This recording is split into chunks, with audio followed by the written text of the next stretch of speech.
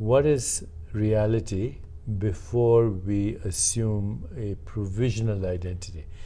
The reason I say provisional, because the body is provisional. Once it was there, once upon a time it was a fertilized egg, at some point it will disappear. And it's constantly changing. And it is only experienced as an intermittent stream of sensations and perceptions. So your body is a provisional identity. Your mind is a provisional identity because, our thoughts evolve, our thinking evolves. Personality is a provisional identity. What is identity prior to all these provisional roles we play as human beings? Why is it important to get there and shift our identity from that which is provisional to that which is absolute? So that's... And get comfortable resting there. And then just jumping into all the roles. Yeah, jumping or letting the roles unfold. I mean, I think one of the biggest messages of the book is once you rest in being, then every experience unfolds synchronistically. So there's loss of personal agency. You just asked me, how did I write 90 books? And my answer is, I don't feel I wrote them. They were written. Yeah, you were the vessel. That's it. Yeah. You talk about two things in the book that are unique to us as creatures that I found really fascinating, that I've never really thought about. One of which is that we can experience self-pity and think that there's like a deservedness.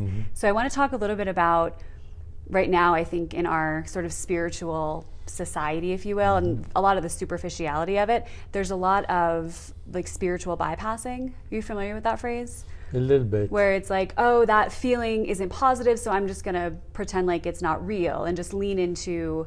So I'm curious where you think the line is between looking at yourself and looking at what doesn't feel great and looking at who you are and what you want, and also having, which you talk about, that greater perspective that we are a part of this whole and that it's so important to be in service of the whole and not just within ourselves. Yeah. So what we call everyday reality, including the room we're in and the mountains we're seeing in the distance and the desert, our own body, furniture, all of this is a projection of the conditioned mind. And how we feel about it is whether we feel negative or positive, are emotions that are also generated in the conditioned mind. What the book is saying is, if you wake up from this conditioning, and that's not by manipulating experience, denying certain experiences, or favoring certain experiences, it's by being totally independent of the experience itself, intrinsically independent of the experience, even as we can enjoy it or not enjoy it. So, people talk a lot these days about hope. But if you look at the word hope, it automatically implies despair. Because if you have no despair, then you can't experience hope. You can't experience hope. So what meta-reality is to be independent of both hope and despair. If you're independent of both hope and despair, you're independent of the negative and the positive. You're independent of hot and cold. In other words, all experiences by contrast, but where you stand as a witnessing awareness is intrinsically independent of all experience. Independent. So the awareness of a thought is not a thought. Whether it's negative or positive, it's not what reality is. The thought is a fluctuation in consciousness, positive, negative, that's a story. Okay, so everything we experience is like that. But what is the awareness which is totally intrinsically free of that? That's who we are, and that's infinite. That's why we say this course is infinite possibilities. That's infinitely creative. It's self-regulating, it's self-evolving, it's self-organizing, it's synchronistic, it's the source of attention, intention, insight, intuition, creativity, vision, higher calling. And if we can work from there, because realities are projected conditioned mind, or what some people call dream, these days nightmare, extinction of species, mechanized death, war, terrorism, eco-destruction, social, economic injustice, and risking our own extinction. We've projected this, and we can change it by going to the source of all experience and all knowing. So knowledge is only fragmented and finite, but the source of knowing is infinite, and that's who we are. Yeah. That is metahuman. Yeah. And I think it's so important, and we've talked about it a little bit at this event so far, the difference between just intellectually understanding something and embodying it, which is what you talked so beautifully about in Intellectual this book. understanding actually has led us in the wrong direction. Yeah. Intellectual understanding creates what is called the subject-object split. Sanskrit word pragya aparad, the mistake of the intellect. The intellect says I and the rest of the world, when in fact it's one wholeness of sensations, images, feelings, thoughts, and stories that we make up around that. So metahuman actually allows us access to our own creativity, vision, synchronicity, good luck, being at the right place at the right time, the state of grace. All these metaphors, meaningful coincidences, these unfold spontaneously and synchronistically when we stop using the mind. The mind is the culprit, actually. The mind conditions infinite possibilities into finite slices of experience. Right. Well, and we use the most constricted part of our being, which is our mind, to come up with like the dreams for our life. Correct. Which is just you're shortchanging yourself. If you grounded yourself in your sense of self, then everything would unfold spontaneously, creatively. It would evolve. It would be synchronistic, and it would be true. So when people, I see these days, people are into vision boards and setting up goals. All you have to ask yourself is, what do I want? And go into the stillness, and everything unfolds by itself. Well, not unlike what you said about writing a book, not attaching to the external expression, but why you want the thing you want, what are you and what your heart is craving. Yeah. And it's so important. Obviously, meditation is vastly important to expand your consciousness, to be able to have that level of awareness of your soul, of the awareness of what lies beneath that mind. Here's this very key thing. Meditation bypasses all systems of thought, whether they're religion or philosophy or theology or science or mythology. Meditation bypasses every story human beings have told. And of course, there are many kinds of meditation. We use primordial sound as our backbone, but we also do reflective self-inquiry. We do vipassana, which is awareness of sensations, images, thoughts. We look at the whole wheel of awareness, which gives rise to experience, and then who or what is having the experience. Meditation is key to bypass thought, because meditation takes us to the source of thought. That's what yoga is. To the awareness of thought. And that which produces thought, to the awareness of thought. And then the realization that thought is a modified form of awareness itself, but it's a finite modified form. Awareness is infinite. Right. One of the other things you said in the book was that humans uniquely have the ability to narrate their experience. Most animals aren't walking around thinking about how they're thinking and living, and so I think that's fascinating, and I've never really thought about that. But one of the biggest things that shifted for me once I started doing work with the Chopra Center and meditating was that ability to notice the thought, as you're saying, and then start to tell a different story. As soon as you notice a thought, you also notice that you're not the thought, because you're the witness who's having the thought. Right. I'll never forget when you said you are not your thoughts, you're the thinker of the thought. Yeah. I was like, oh, I don't have to believe every thought that I have? That's the best news ever. Most thoughts are not yours. If I asked you, what were you thinking 2 weeks ago at 4:45 in the afternoon? You can't remember. No idea. So that means it wasn't important. That also means most thoughts are not important, except creative thoughts. Why is it so, I don't know if the word is tempting or common for us as humans to narrate in the negative, to narrate our experience in a way that supports what we don't want rather than what we do want. That comes from the illusion of the separate self. Mm-hmm. So when you feel separate from everything that is around there, that engenders fear. Mm-hmm. And fear engenders things like anger and hostility and guilt and resentments Mm-hmm. and shame and ultimately depression. So as the great wisdom traditions tell us, all this thing that we call negativity and suffering comes from the hallucination of the separate self. But meditation, by bypassing thought, creates a experience that we call unity consciousness, which means connection with life, in which case truth, goodness, beauty, harmony, love, compassion, joy, they spontaneously come out, not as rules of morality, but as byproducts of the knowing that you are not separate. You and everything else is one. There's new mathematical formula. Infinity is equal to 0 is equal to 1. I just made that up. I like that. We should copyright that. Copyright that for all of you. Unless somebody has, It's the next I'm book. sure. I'm sure somebody's come up with it already. Everything that we say, we've heard Recycled consciousness. or unconsciously. Fine. Well, if it's in my next book, don't take it personally. I just borrowed it from you. One of my favorite sentences in the book is, "Desire is an intoxication with divine love. If it is delivered, the desire has served us in getting unstuck, and unstuck is embodying love." If we understand the meaning of love, so most people think of love as a sentiment or an emotion, which is of course one of the expressions of love.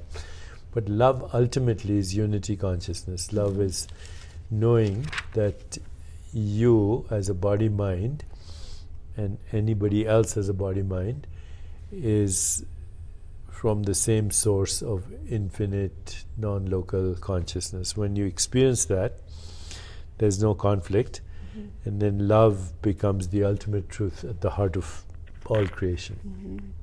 This is the truth. Yeah. Love, truth, goodness, beauty go together. When you see yourself in an object, then you call that beauty. When you see yourself in another person, you call that love. But actually, everything that you see is a projection of your conditioned mind. Of how you see yourself. Or how you see yourself. Or how you want to see yourself. Or how you've been conditioned to see Yeah. yourself.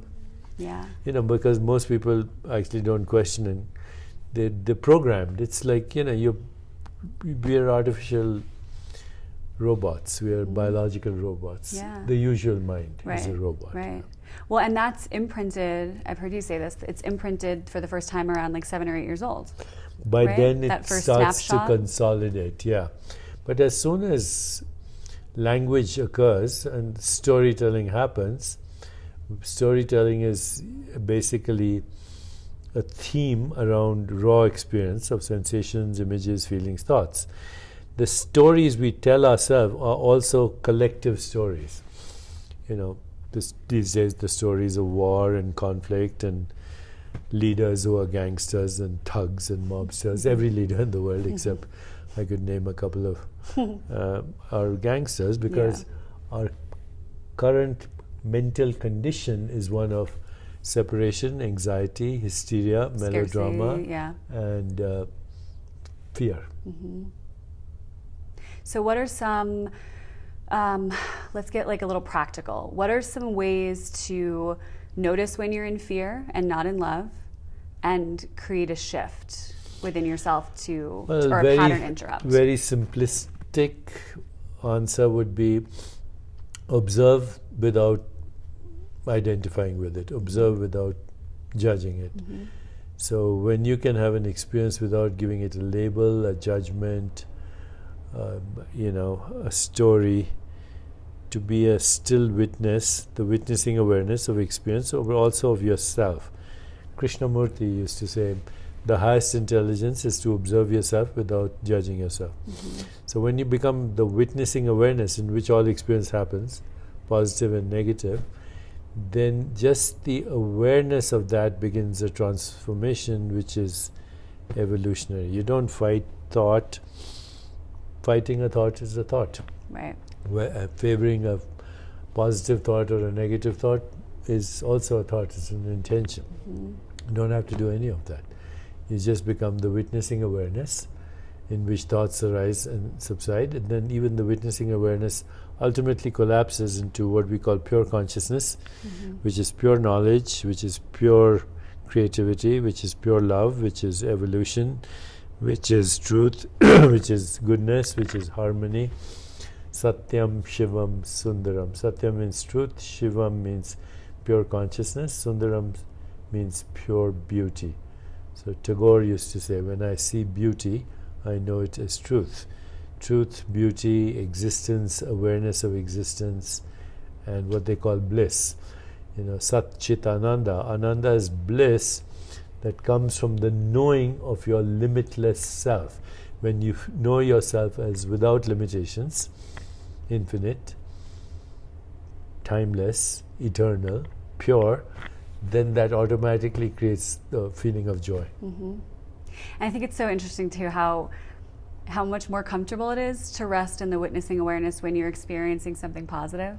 Yeah. So it's just practice, right? When you get to rest in what's not so comfortable, what's not so joy-filled, I think the main thing is to realize that whatever is happening is a fluctuation, a vibration, a modified form of consciousness, and whatever is happening, whether it's negative or positive, is fluctuating. You can't hold on to it. In fact, one of the way to get rid of negative thoughts is to really focus on them and try to hold on to them, and soon you'll find it's impossible. One of the ways to get rid of negative thoughts is to focus on them and try to hold them and try to keep them. Yeah, keep them. Then you'll see it's impossible. Because you have... Right? It's the denial that causes the resistance that you heard the expression, what you resist persists. Right. So bringing in acceptance and not arguing with what is. Just embracing it. Right. It's just, you can't have a positive without a negative. You can't have a electrical flow without a positive pole and a negative pole. Just like you can't have up without down, or pleasure without pain, or suffering without happiness. No, I didn't say joy. Joy is independent of both pain and suffering.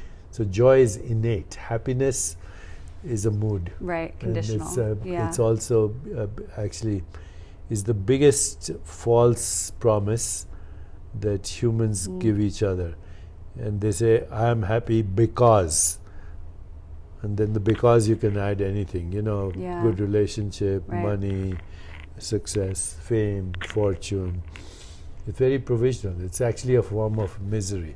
So because there's such attachment to that. Yeah. And then you become constricted to how it's going. Outcome. So true joy is independent of both pain and pleasure. It's also independent of happiness and sorrow. True joy. It's innate. Right. So it's embodying the traits, and you talk about them in the book, but embodying traits like joy and love that don't have the opposite. Once you get to ground state, it's automatic. Joy is already there. Right. Its joy is hidden by all the things that we think we need to make us joyful or happy. It's camouflaged. If you take, before you have a desire, you're already at peace and joy. Then you have a desire, then you start going about trying to fulfill it, and you get back in the end to where you started from. So that means where you started from is also where you end up. Right. And everything else in between is a fluctuation. Right. Whether it's positive or negative doesn't matter. In fact, you can't have the positive without the negative. Right. No experience is valid unless there's contrast. But what states come from that ground state don't have those two charges, right? Don't have the positive and negative. They just are. At the ground state, there's independence of both. Right. The positive and negative are dependent on the collective story, which then becomes your personal story. Right. So when you inject in awareness of both of those stories, that's it. And detach from that. Yeah. Not only do you construct a story, you identify with the story. But infinite means there are infinite stories. Whatever story you have, it's one version of infinite stories. Yeah. We should choose different stories more often than not. Yeah, or be independent of the stories. Yeah. Who are you without your personal history? You're God. You're infinite. And then what happens is your personal story camouflages the infinite into this, that identity, which is very provisional and time-bound. Yeah. So when we're talking about synchronicities, another line that I really liked is that it's easy to become intoxicated by the prospect of our own boundless potential. I love that line. Yeah, it's also... You should really think about this whole writing thing as like maybe something you should do again. It's the same as the intoxication of love. Right. Same thing. Right. So how do we... My question is going to be, how do we stay anchored amidst all of the lightness of being that comes from the awareness? How do we Humans stay... throughout history have also devised systems that go beyond stories and go beyond constructs and go beyond systems of thought. And these are various practices that all come under the rubric of meditation. So mantra meditation takes you into what we call transcendence, Right. which is beyond thought, to the source of thought. As all yoga, all forms of yoga, Raj Yoga, Bhakti Yoga, Jnana Yoga, Karma Yoga. Yoga means union with the source of all experience, which is also the source of thought and perception. So mantra meditation, primordial sound meditation is one way. But then there's also reflective self-inquiry. We actually, when we do deep reflective self-inquiry, we realize there's no such thing as a universe. It's another human concept. There's no such thing as a body. There's no such thing as a mind. There's only the awareness that is modifying itself into those experiences and those interpretations of those experiences. So reflective self-inquiry has a long tradition in the Vedanta. It's called Atma Darshan. Atma means soul. Darshan means the knowing of the soul, which then takes us beyond that into what is called cosmic consciousness, divine consciousness, unity consciousness. And then there's vipassana, which is being aware of experience in the present moment, but that's also subsets of experience in the present moment, whether it's a perception, a sound, a color, a taste, a smell, but also awareness of the body, awareness of what's happening inside the body, awareness of mental space, of emotions and thoughts, and awareness of the web of relationship. When we do all of this, and it's a gradual unfoldment, you realize that you're not the dream, you are the dreamer. Dreams are infinite, transient, ephemeral, evanescent, and basically flash points, snapshots of perceptual and cognitive experience. You are not that. You are the awareness that is expressing, vibrating itself as mind, body, intellect, ego, perceptions. We have a good map of this in Ayurveda, the physical body, the subtle body, the causal body. So the physical body is the visible perceptual experience. The subtle body is the mind, intellect, and ego. And the causal body is jiva, the individual soul, Atman, the unconditioned soul, and Brahman, the universal soul. That's a good map. But actually all that's happening is consciousness is dreaming experiences that are species specific. So we are having a human dream. A crocodile is having a crocodile dream. A bat is having a bat dream. A butterfly is having a butterfly dream. An insect with 100 eyes is having a kaleidoscopic dream. These are all modes of knowing, and at the root of all this is only one infinite consciousness, and we are that. So what about when I'm having a dream that I'm a dolphin? And what if, is that possible for me to have a human dream through the context of a dolphin dream? Well, if you can transcend, if you transcend to the source of thought and you shift consciousness into the dolphin experience in stillness, you may have a glimpse of the subjective experience of a dolphin. But most people don't have that experience, okay? Except in shamanic journeys or ayahuasca or LSD or mushrooms or whatever.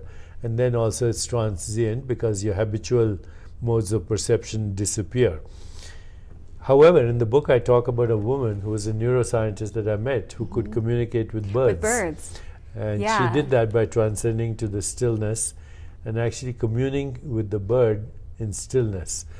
Now, I know other people who've studied psychic parrots or dogs that are have precognition, or dogs that are also psychic, or even cats.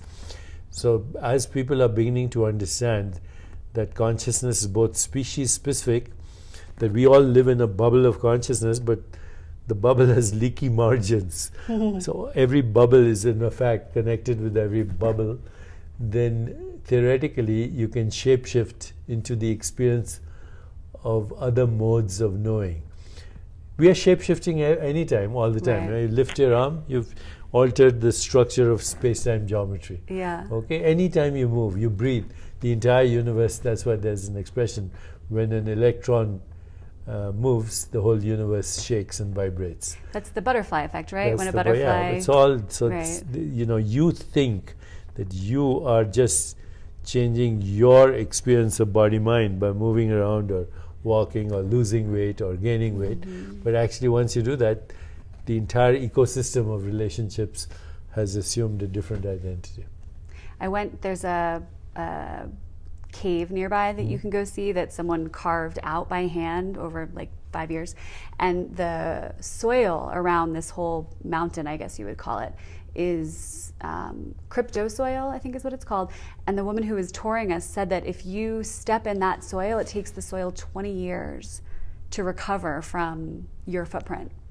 And I just thought, And oh if- my gosh, like if you how do many that- footprints are we not aware of? Okay, and if you step on the soil on the moon, it's there for eternity because there's no atmosphere to disturb it. It's mind-blowing Yeah. when you think about your impact on every single thing around you. Correct.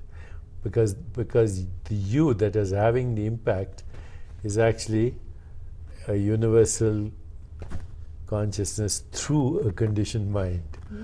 The mind is the filter through which we experience everything, and we call it reality, but even the mind is a modification and a learned modification through social constructs and social stories. Yeah.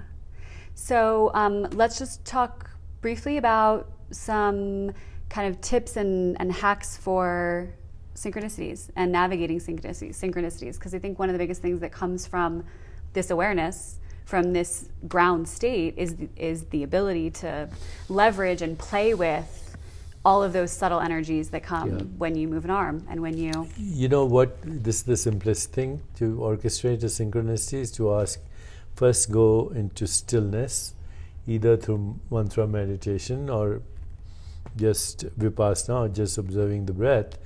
And then in that stillness, ask yourself just one question: what do I want? Allow any sensation, image, feeling, or thought to come to you, and then let it go.